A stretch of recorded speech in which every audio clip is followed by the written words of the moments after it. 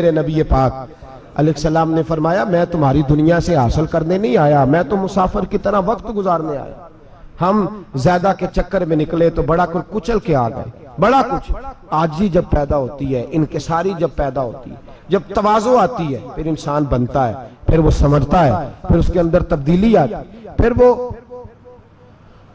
اور بزرگ فرماتے ہیں عاجزی والے کو نماز میں بھی لذت آتی ہے، ورنہ تو کسی نے پوچھا تھا، ایک شاعر اسلام آباد میں رہتے تھے، تو ان سے کسی نے پوچھا کہ آپ کا شہر کس طرح کا ہے؟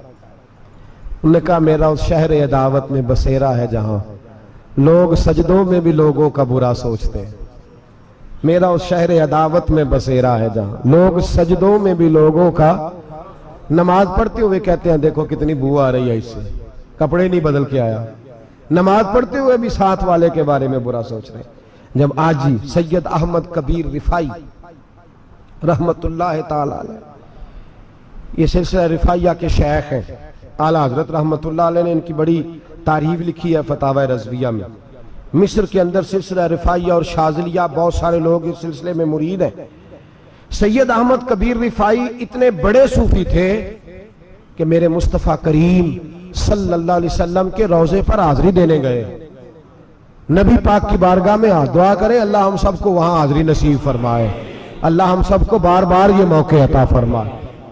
سید احمد کبیر رفائی حاضری دینے گئے تو جب نبی پاک کے گنبد پہ پہنچے تو کہنے لگے یا رسول اللہ میں قبر دیکھنے نہیں آیا، میں تو دیدار کرنے آیا۔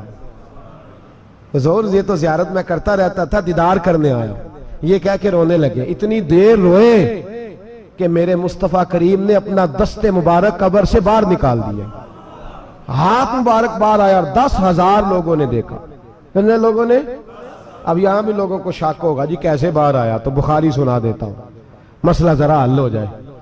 مسجد نبی کی تعمیر ہو رہی تھی، تعمیر تو کہتے ہیں کہ دیوار نہیں، تعمیر کرتے وقت نا ایک دیوار گری، یہ بخاری کے لفظ ہے، دیوار گری تو ایک پیر باہر آ گیا، پیر کو دیکھا تو کہتے ہیں ہاتھ رکھتے تھے تو اس میں بالکل ایسے تھا جیسے خون سائیڈوں پہ ہو گیا، بالکل زندہ۔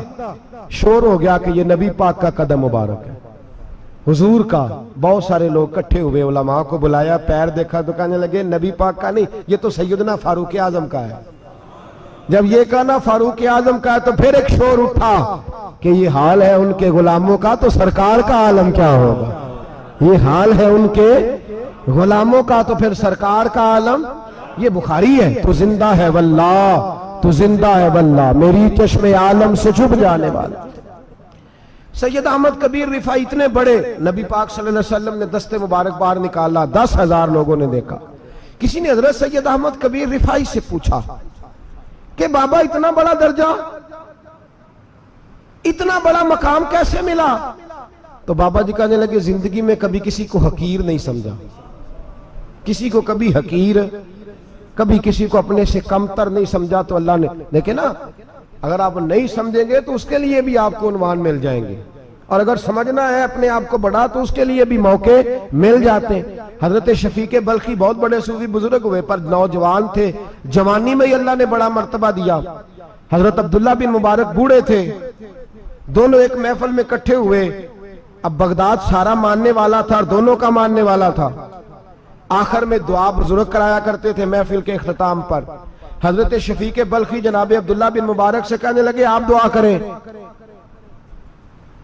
آپ دعا کریں، آپ بزرگ ہیں، اب جس نے جو ماننا ہے اسے اس کے لیے عنوان بھی مل جائے گا۔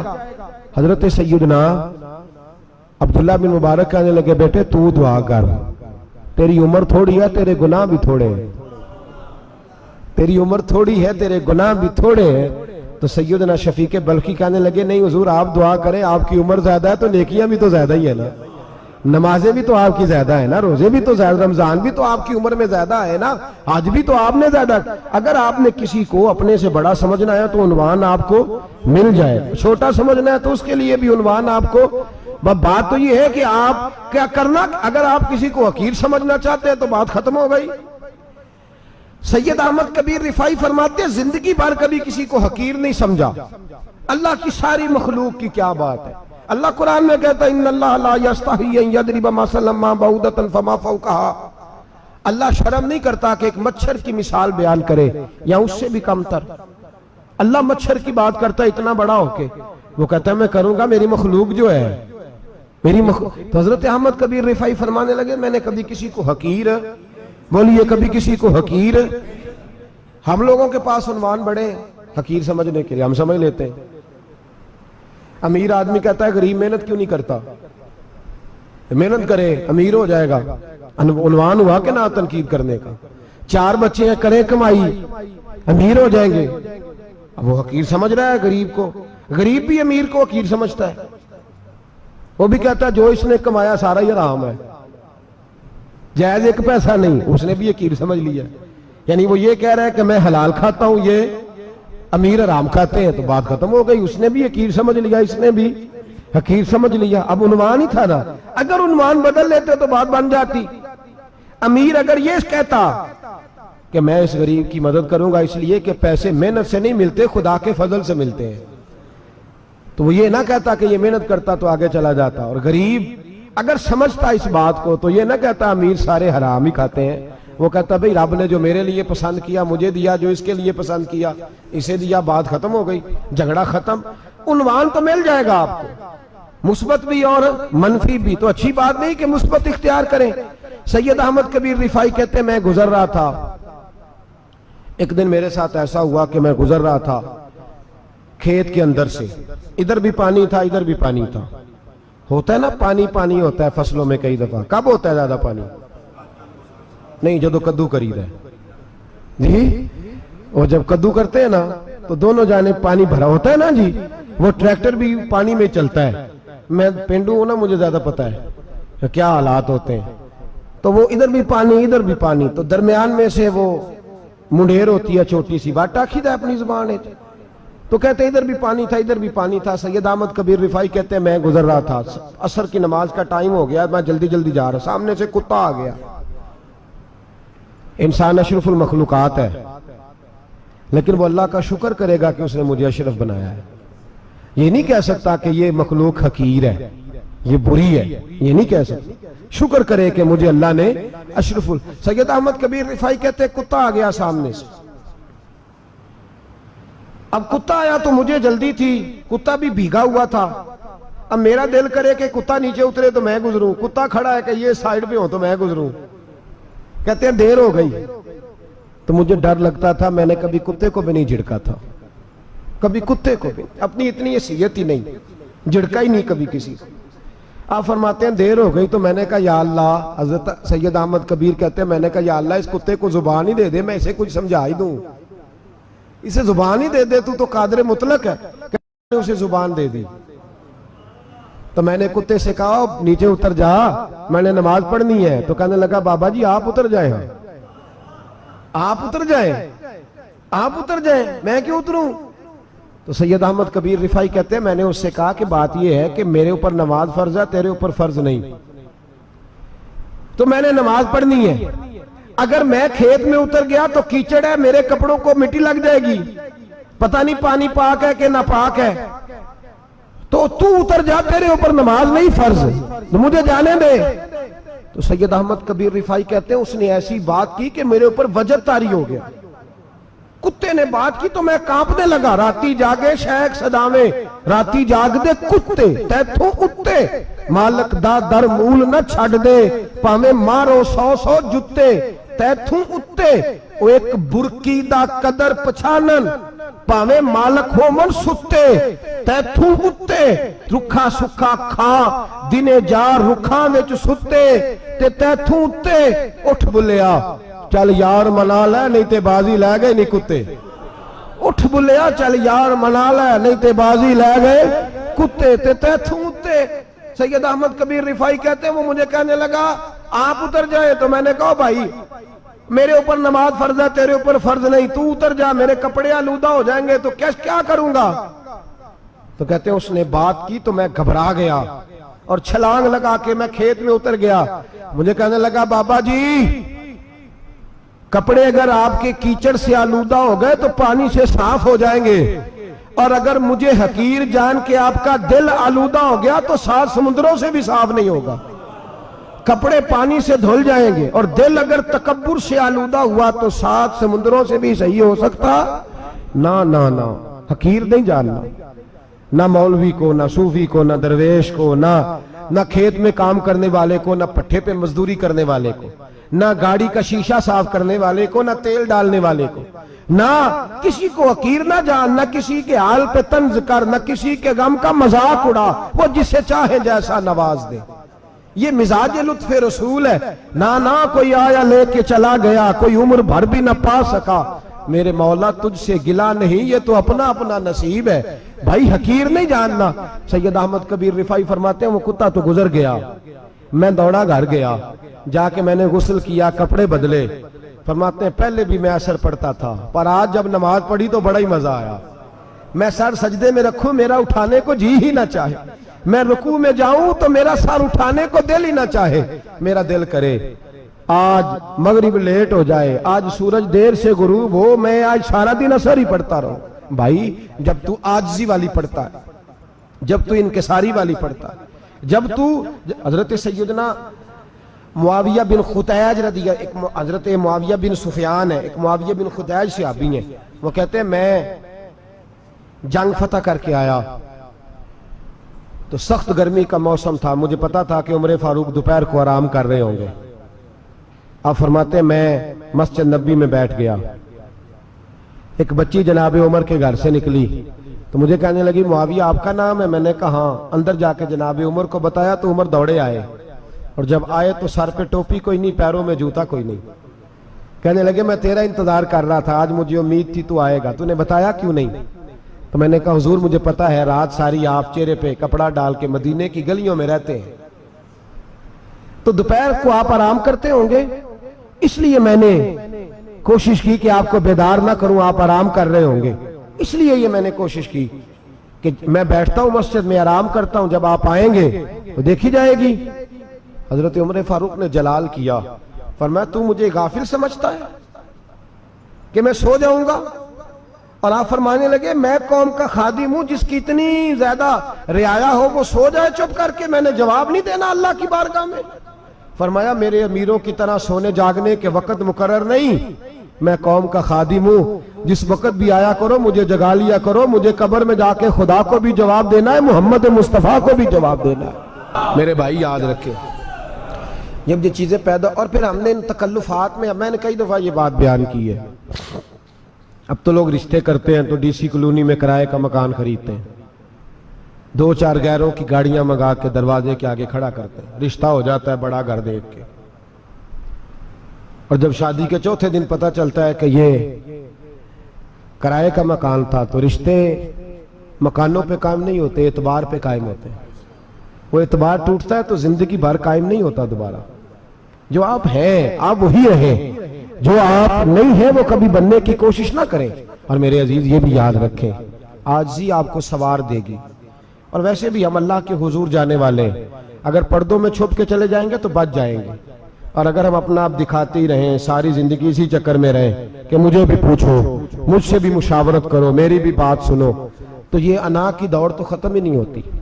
ہرس صرف پیسے کی نہیں ہوتی، ہرس ہوس شہرت کی بھی ہوتی ہے، اور نبی پاک صلی اللہ علیہ وسلم نے اس کو بھی بیان فرمایا ہے کہ یہ جو تیرے اندر چیز پیدا ہوتی ہے نا، میں جانا جاؤں پہچانا جاؤں، اس سے بھی اپنے آپ کو بچا۔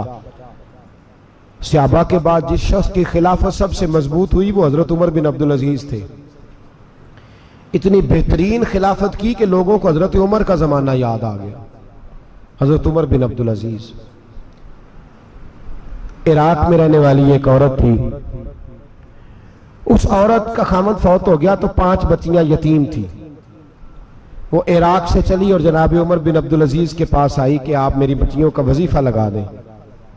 وہ کہتی ہے جب میں پہنچی نا یہاں تو اب تو استقبال، آنا جانا بڑے معاملات ہیں، اب تو بچی کی برات آئے اور 5 7 10 20 لوگ دروازے پہ کھڑے نہ ہو تو برات ناراض ہو جاتی ہے، کہتے ہمارا استقبال ہی کسی نے نہیں کیا۔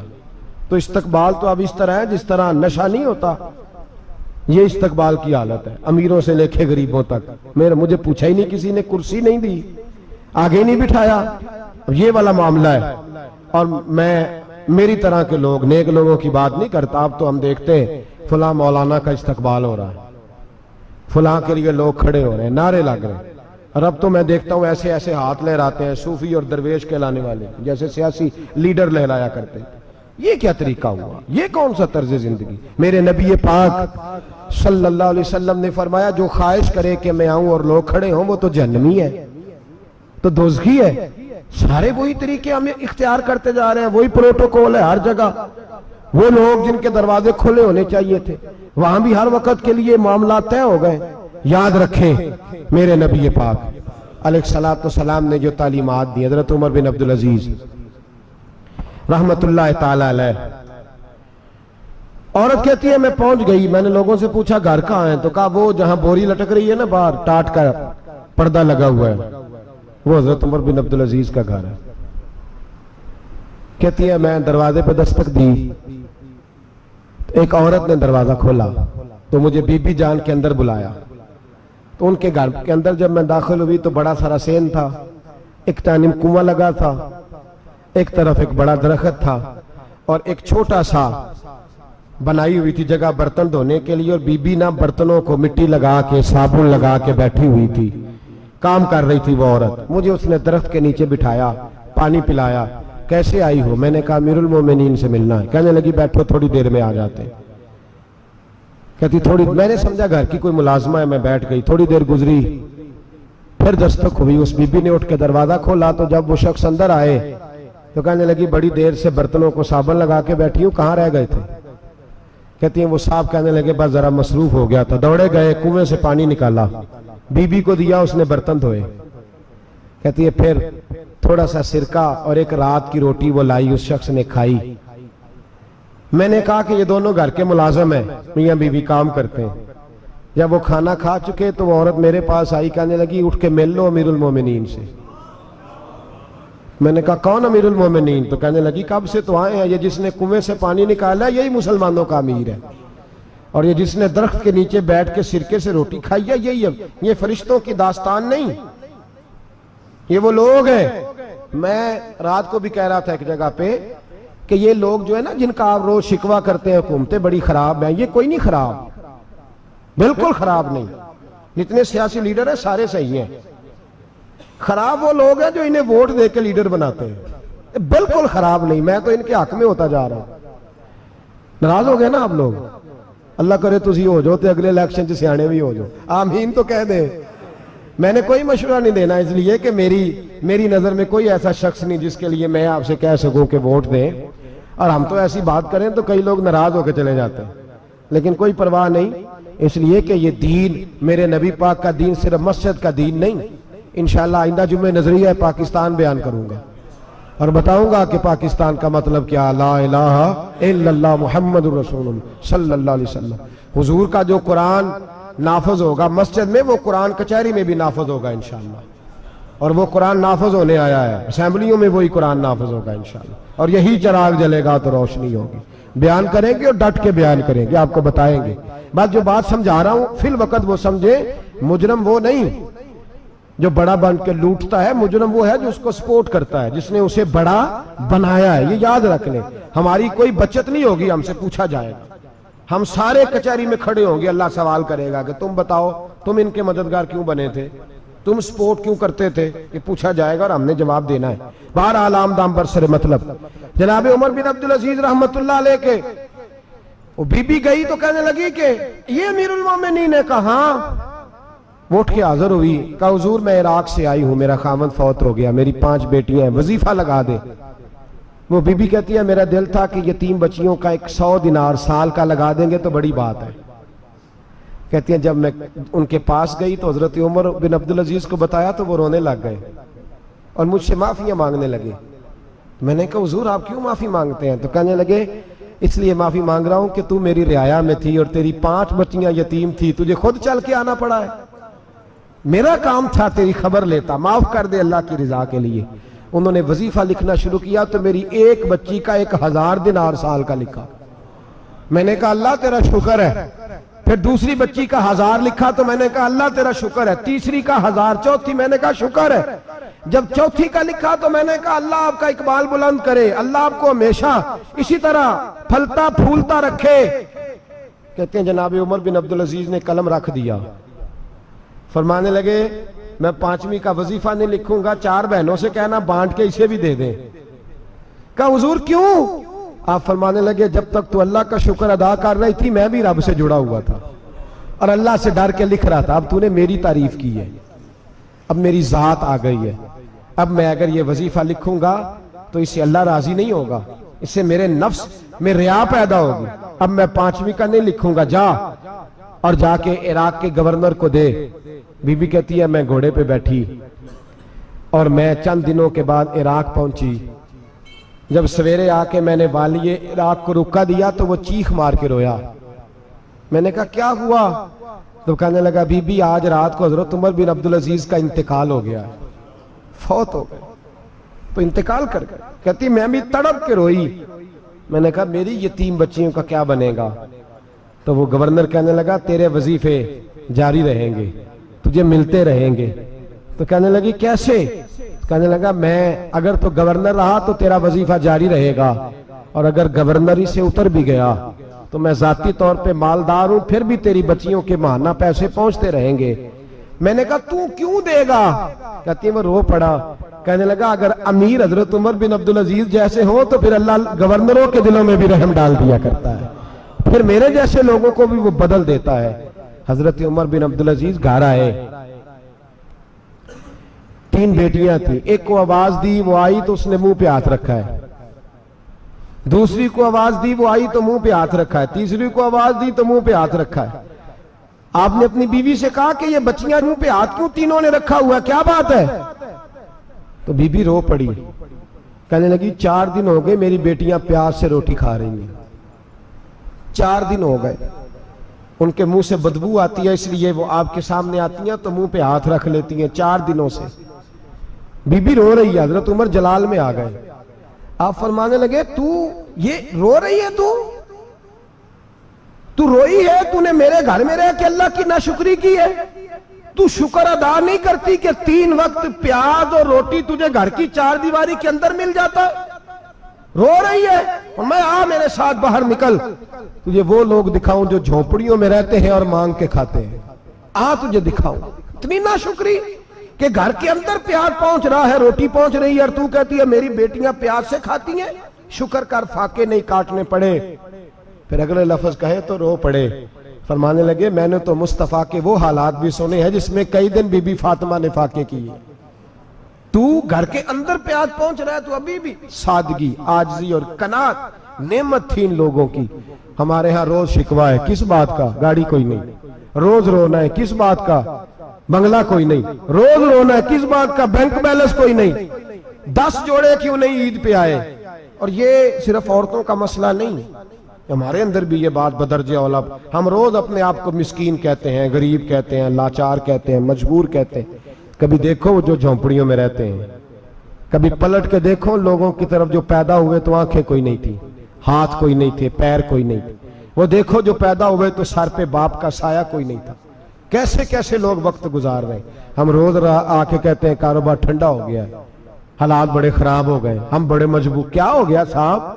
اللہ کے دن ہے، سارے اللہ کے دن ہے، وصل اچھا ہے نہ فراق اچھا ہے، یار جس حال میں رکھے وہی حال اچھا ہے۔